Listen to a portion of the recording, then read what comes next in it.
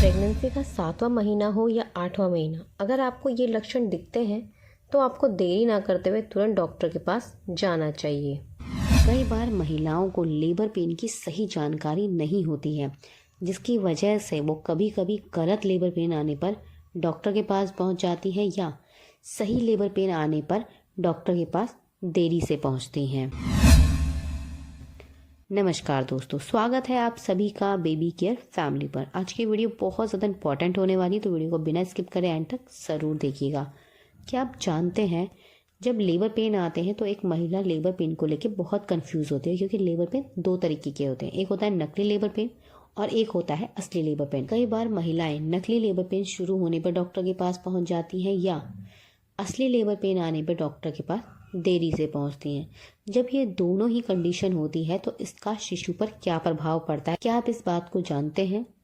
जब महिला समय से पहले पहुंचती है तो भी डॉक्टर्स आपको लेबर पेन बढ़ाने के लिए मेडिसिन देते हैं या आपको इंजेक्शंस लगाते हैं। अगर आप देर से पहुंची हैं तो शिशु के पानी पीने का खतरा, शिशु ने पॉटी करके उसे निगल लेने का खतरा, ये बढ़ जाता है। जब बच्चा पानी निगल लेता है और उसका जन्म हो जाता है तो इस चीज़ से बच्चे को जान का खतरा रहता है। तो आपको इस बात का ध्यान रखना चाहिए कि आपको असली और नकली लेबर पेन्स पहचानने हैं। जब बच्चे ने पॉटी निगल ली है या बच्चे ने पानी को पी लिया है तो ऐसे केसेस में आपकी नॉर्मल डिलीवरी का चांस होते हुए भी डॉक्टरों को सिजेरियन डिलीवरी करनी पड़ती है, क्योंकि फर्स्ट प्रायोरिटी बेबी की होती है। बेबी को बचाने के लिए सिजेरियन डिलीवरी करनी पड़ती है। जब बच्चा पॉटी निगल ले या बच्चे ने पानी पी लिया और आप सोचे नहीं मैं नॉर्मल डिलीवरी करूं, तो इसमें बच्चे की जान को खतरा होता है, जिसका रिस्क डॉक्टर नहीं लेते हैं और वो आपसे पूछते हैं कि आपको क्या चीज़ें करनी है। और एक माँ कभी भी इतना बड़ा रिस्क नहीं लेती है। नंबर 2, कई बार महिलाएं गर्भावस्था के दौरान सही से खाना नहीं खाती, पोषक तत्वों से भरपूर भोजन नहीं लेती या 9वें महीने में इतना कम खाती हैं या इतना ज़्यादा टेंशन या डर ले लेती हैं, जिसकी वजह से वो खुद भी कमज़ोर हो जाती हैं और गर्भ में पलने वाला बच्चा भी कमज़ोर हो जाता है। कई बार शिशु इतना कमज़ोर पैदा होता है कि उसे तुरंत ट्रीटमेंट के लिए ले जाया जाता है। कई बार आपने देखा होगा कि प्रेगनेंसी के दौरान जो महिलाएं होती हैं वो बाहर का बहुत अधिक भोजन खाती हैं और घर का खाना कम खाती हैं। ये भी एक रीज़न होता है जिसकी वजह से बच्चे का जो शरीर होता है वो बहुत कमज़ोर हो जाता है, क्योंकि बच्चे का जो शरीर है उसे बनने के लिए ज़रूरी पोषक तत्व चाहिए होते हैं, जो बाहर के प्रोसेस्ड फूड, फास्ट फूड, इन चीज़ों में नहीं मिलते हैं। इसीलिए कहा जाता है कि एक महिला को बाहर का खाना नहीं खाना चाहिए। इन सारी गलतियों की वजह से भी शिशु का विकास सही से नहीं हो पाता, शिशु के शरीर में कमजोरी आ जाती है और हो सकता है लास्ट समय पर आप इतना ज़्यादा परेशान हो या इतना ज़्यादा टेंशन में हो, डरे हुए हो, उसकी वजह से भी शिशु के ऊपर प्रभाव पड़ता है। कई बार बच्चे के अंदर कुछ डिफिशियंसी भी हो जाती है, पर्टिकुलर जैसे आयरन की डिफिशियंसी या कैल्शियम की डिफिशियंसी या किसी और चीज़ की डिफिशियंसी। इसी के साथ बच्चे को इन्फेक्शन होने का भी खतरा होता है। ये इन्फेक्शन बच्चे के गुर्दे से जुड़ा हुआ हो सकता है, बच्चे के जन्नान से जुड़ा हुआ हो सकता है, बच्चे के बॉडी के किसी भी पार्ट में इन्फेक्शन होने का भी खतरा होता है। कई बार जब महिलाएं समय पे हॉस्पिटल नहीं पहुंच पाती हैं तो उसकी वजह से शिशु का जो सर है वो बहुत बड़ा हो जाता है, क्योंकि जो शिशु का सर है वो आपके बच्चेदानी में फंस जाता है, जिसकी वजह से जो शिशु का सर है वो काफ़ी लंबा हो सकता है। अगर इसके लिए आपको डरने की और घबराने की ज़रूरत नहीं है। शिशु का सर आप वापस से नॉर्मल शेप में ला सकते हैं मालिश के ज़रिए।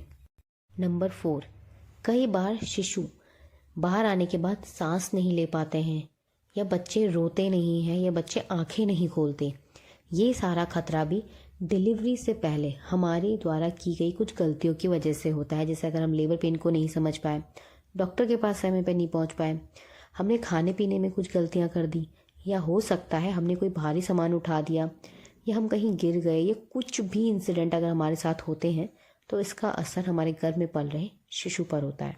अब बात करते हैं कि माँ को किन बातों पर ध्यान देना चाहिए। सबसे ज़रूरी चीज़, लेबर पेन को समझिए। लेबर पेन दो तरीके के होते हैं, एक होता है नकली, एक होता है असली। मगर जो लेबर पेन का दर्द होता है वो दोनों में ही सेम होता है। लेबर पेन का जो दर्द है वो पीठ से होता है, पेट की तरफ आता है और पेट कड़क और टाइट हो जाता है। इसी के साथ जब आपको नकली लेबर पेन्स आएंगे तो ये जो दर्द होगा वो बहुत ही हल्का होगा, और ये जो दर्द है वो हो सकता है आपको 15 मिनट में आए या 10 मिनट में आए 2 बार, मगर जो आपको असली लेबर पेन है ये आपको बहुत जल्दी जल्दी आएगा और जो उसकी फ्रिक्वेंसी होगी, जो उसका दर्द होगा वो भी इतना ज़्यादा होगा कि आप सहन ना कर पाए। मगर जो नकली लेबर पेन्स होता है इसका दर्द आप सहन कर पाते हैं, मगर असली लेबर पेन का दर्द आप बिल्कुल भी सहन नहीं कर पाते हैं। महिला को इस बात का विशेष ध्यान रखना चाहिए कि डिलीवरी से पहले उनके साथ कोई ना कोई बुजुर्ग या घर का बड़ा ज़रूर हो। अगर घर का बड़ा नहीं है तो उनके हस्बैंड को उनके साथ रहना चाहिए। इसी के साथ एक महिला को डॉक्टर के साथ भी कांटेक्ट करते रहना चाहिए। कोई भी बदलाव अगर आपको लगते हैं या परेशानी लगती है तो तुरंत डॉक्टर से बात कीजिए। हॉस्पिटल और आपके घर की दूरी ज़्यादा नहीं होनी चाहिए। कई बार असली लेबर पेन शुरू हो जाते हैं और महिला हॉस्पिटल देरी से पहुंचती है, तो इस बात का भी आपको ध्यान रखना है कि आपको समय पे डॉक्टर के पास पहुंचे। इसके लिए डॉक्टर और आपके घर के बीच की दूरी कम हो थी। डॉक्टर के पास हॉस्पिटल तक पहुंचने के लिए आप रिक्शे का सहारा मत लीजिए। रिक्शे में झटके लगते हैं जिसकी वजह से आपकी डिलीवरी बीच रास्ते में होने का भी खतरा हो जाता है। इसी के साथ डिलीवरी का समय पास आने पर एक महिला को क्या चीज़ें करनी है, कौन सी गलतियां नहीं करनी, कौन से काम करने चाहिए, इसकी जानकारी भी आपको पहले से ही रखनी बहुत ज़रूरी है। डिलीवरी के समय क्या होता है, डिलीवरी होने के बाद बच्चे के साथ क्या क्या चीज़ें होती हैं और बच्चे का देखभाल कैसे करनी है, सारी ही जानकारी एक महिला को 9वें महीने, 8वें महीने या 7वें महीने में ही होनी चाहिए। डिलीवरी होने के बाद अपना और अपने शिशु का विशेष ध्यान रखना चाहिए। खास तौर पे महिला को अपना ध्यान भी रखना चाहिए, क्योंकि बच्चे आने के बाद महिला कभी भी अपना ध्यान सही से नहीं रखती, जिसकी वजह से 6 महीने बाद या 1 साल बाद महिला को शरीर से संबंधित प्रॉब्लम्स होती हैं। कमर में दर्द होना, पैरों में दर्द होना, कंधों में दर्द होना, हाथ पैरों में दर्द होना या उन्हें कमज़ोरी महसूस होना, ये सारी ही प्रॉब्लम्स उन्हें तब होती हैं जब वो अपना सही तरीके से डिलीवरी के समय अपना ध्यान नहीं रखती हैं। इसी के साथ बच्चे को 6 महीने तक अपना ब्रेस्ट मिल्क ज़रूर पिलाएं। नहीं आ रहा है, कोशिश करें कि कैसे आएगा।